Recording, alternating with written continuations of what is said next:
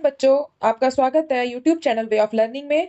तो आज हम शुरू करेंगे क्लास 7 की साइंस की बुक का चैप्टर, जिसमें हम क्वेश्चन आंसर्स देखेंगे। अगर आपको क्वेश्चन आंसर्स देखने हैं तो आप वीडियो को एंड तक देखें और कमेंट में ज़रूर बताएं कि आपको वीडियो कैसी लगी। और अगर आपको चैप्टर की एक्सप्लेनेशन देखनी है, इसके मेन पॉइंट्स देखने हैं, पार्ट को पूरा समझना है, तो आप इसमें डिस्क्रिप्शन में वीडियो का लिंक लगा हुआ है, उसमें देख सकते हैं जाके। तो हम इस वीडियो में सिर्फ क्वेश्चन आंसर्स देखने वाले हैं। तो सबसे पहले क्वेश्चन नंबर 1 शुरू करते हैं। कोई धावक दौड़ समाप्त होने पर सामान्य से अधिक तेजी से गहरी सांसें क्यों लेता है? ये तो आपने देखा ही होगा, आप जब भाग कर जाते हैं तो दौड़ कर जाते हैं, तब आप अपनी जो सांसें होती हैं आपको वो गहरी गहरी आती हैं और बहुत जल्दी जल्दी सांस लेते हैं। तो वो क्यों लेते हैं, आप इसमें ये जानने वाले हैं। तो नोट करेंगे, कॉपी पेन लेकर बैठ जाएं आप भी अपनी, और नोट करेंगे।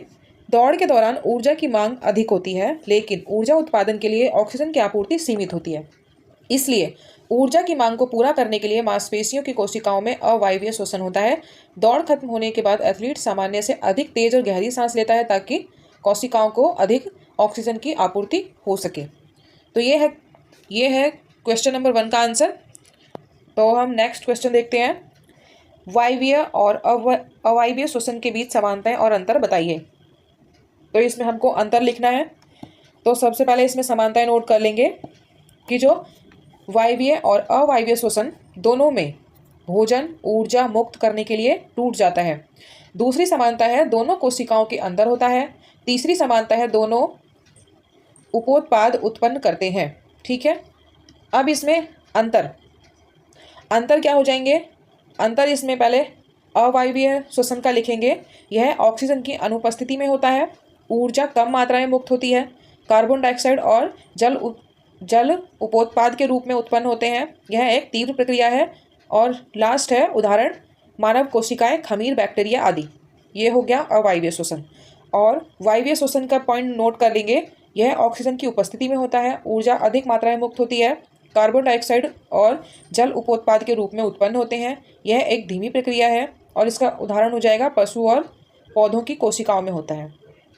तो यहाँ पर हमारा क्वेश्चन नंबर 2 का आंसर कंप्लीट हो गया है। अब हम क्वेश्चन नंबर 3 देखते हैं। जब हम अत्यधिक धूल भरी वायु में सांस लेते हैं तो हमें छींक क्यों आती है? ये भी आप अपनी लाइफ में नोटिस करते होंगे। तो इसका आंसर नोट करेंगे। हम अक्सर छींकते हैं जब हम धूल से भरी हवा में सांस लेते हैं, ताकि इन बाहरी कणों को बाहर निकाल सकें।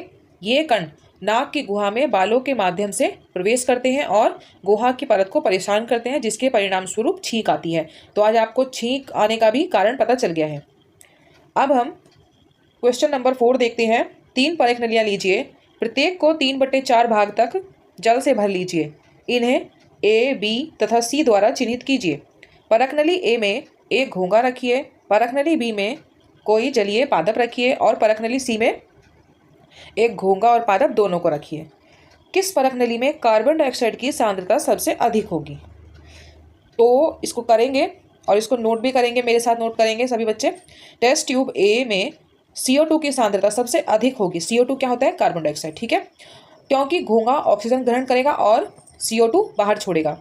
और टेस्ट ट्यूब बी और सी में CO2 का उपयोग जलीय पौधे द्वारा भोजन के संश्लेषण के लिए किया जाएगा और इसलिए इसमें CO2 की सांद्रता कम होगी।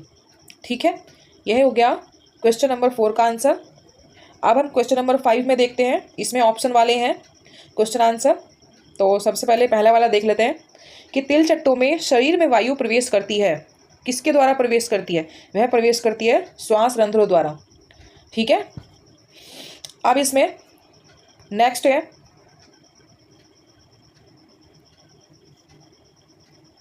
अत्यधिक व्यायाम करते समय हमारी टांगों में जिन पदार्थों के संचयन के कारण ऐंठन होती है वह है लैक्टिक अम्ल। ठीक है, और इसमें नेक्स्ट है किसी सामान्य वयस्क व्यक्ति की विश्राम अवस्था में औसत श्वसन दर होती है। क्या होती है? 15 से 18 प्रति मिनट। और इसमें नेक्स्ट है उच्च श्वसन के समय पसलियाँ क्या करती हैं? वह नीचे की ओर गति करती हैं। ये हमने चैप्टर में भी पढ़ा था जब हम इस पार्ट को पढ़ रहे थे। अब इसमें मिलान है, मिलान करते हैं। तो इसमें यीस्ट को किससे मिलाएंगे? उसको मिलाएंगे हम अल्कोहल से। डायाफ्राम को मिलाएंगे हम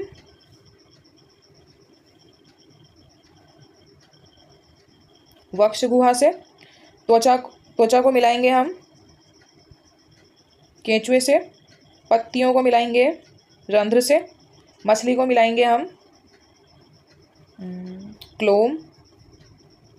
और मेंढक को मिलाएंगे फेफड़े और त्वचा से। और ये जो ये 7 वाला है वो खाली है, उसको किसी से नहीं मिलाना है हमें।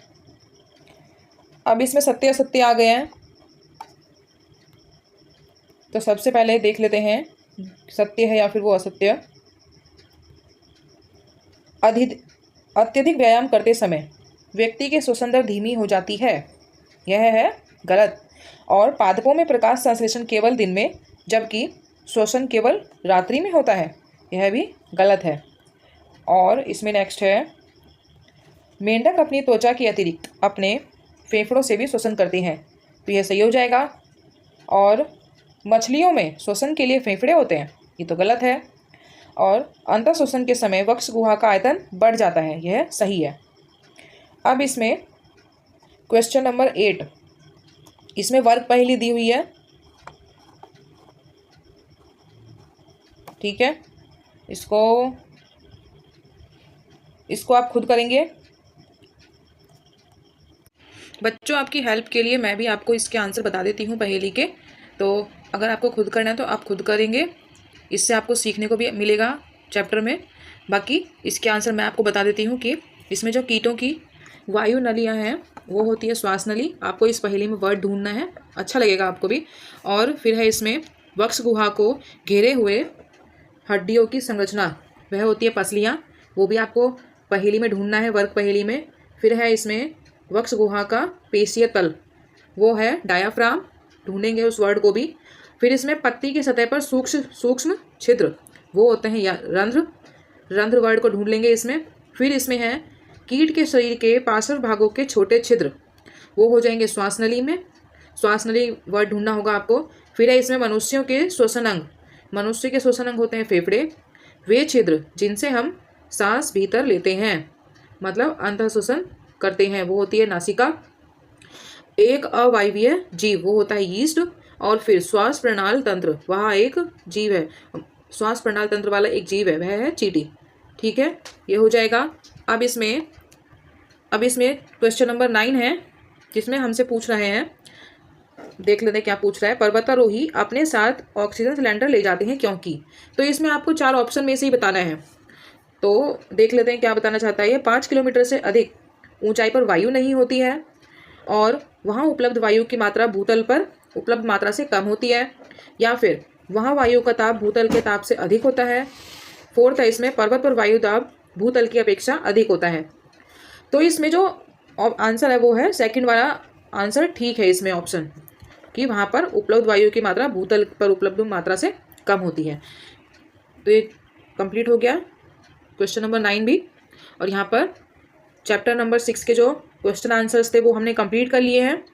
आपको वीडियो कैसी लगी कमेंट करके ज़रूर बताएं, अपने दोस्तों के साथ भी शेयर करें, और ऐसे ही मेरी वीडियोस को देखने के लिए चैनल को सब्सक्राइब करें। Thank you.